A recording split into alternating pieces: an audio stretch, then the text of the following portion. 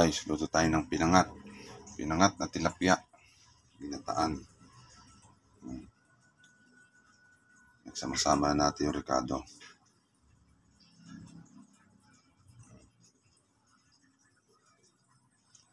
Meron yung bawang, sibuyas, kamatis, sili, pechay, tsaka dahon ng sibuyas na Tagalog. Yan.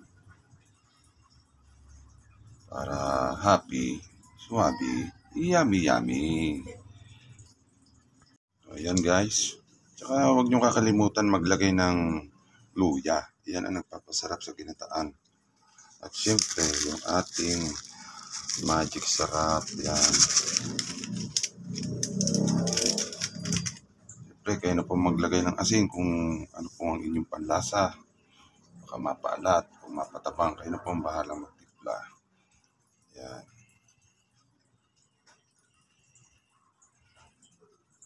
Siyempre, paminta.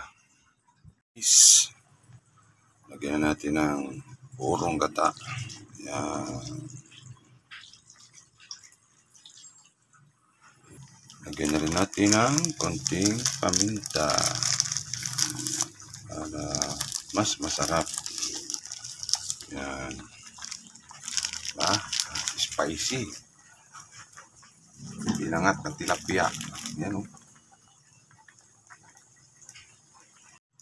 Guys, paluto na ang ating pinangat na tilapia na may gata. Yan o. Kadaming sili. Okay na ha. Bless po sa inyong